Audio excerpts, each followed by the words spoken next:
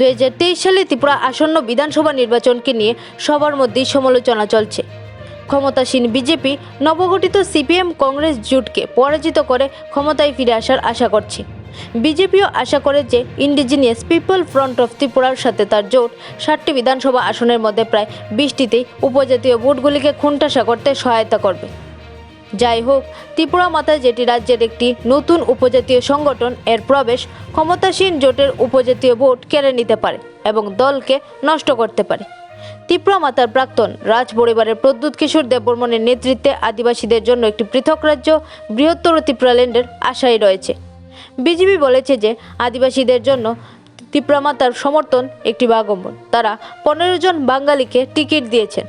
উপজাতীয় সম্প্রদায়ের প্রতি তাদের সমর্থনের সমস্ত কথাবার্তা চোখের ধুলায়, বলেছেন প্রাক্তন মুখ্যমন্ত্রী বিপ্লব দেব। বিশেষজ্ঞরা মনে করে যে আইপিএফটি তার দলের প্রধান এনসি দেববর্মার মৃত্যুর পর এবং বিভিন্ন নেতাদের দল ত্যাগ ও ত্রিপুরা মাতায় যোগ দেওয়ার পর শক্তিহীন হয়ে দাঁড়িয়েছে। 2018 সালের মতো এইবার বিজেপি এত শক্তিশালী নয়। এই নির্বাচনে বিজেপিকে পরাস্ত করতে সবাই উঠে পড়ে লেগেছে। গত নির্বাচনে সিপিএম 16টি আসন জিতেছিল, যখন কংগ্রেস তার খাতা খুলতে পারেনি। এবার বিজেপির মোকাবেলা করতে একজোট হয়েছে দুজন। সিপিএমের নেতা জিতেন্দ্র চৌধুরী বলেছেন, রাজ্যের ধর্মনিরপেক্ষ কাঠামো বাঁচাতে ত্রিপুরা পরবর্তী সরকার গঠন করতে বিজেপিকে থামাতে হবে। যাই হোক, তাদের সিপিএমের জন্য 47 এবং কংগ্রেসের জন্য 13টি আসন ভাগাভাগির ফর্মুলা টস হয়ে যায়, যখন পরবর্তীতে 17টি আসনে প্রার্থী দেয়।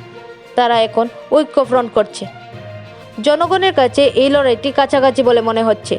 ত্রিপুরা বিজেপি, আইপিএফটি এবং সিপিএম কংগ্রেসের মধ্যে ঘনিষ্ঠ লড়াইয়ের জন্য ত্রিপুরা প্রস্তুত, যেখানে ত্রিপুরা মাতা সম্ভবত কিংমেকারের ভূমিকা পালন করবে।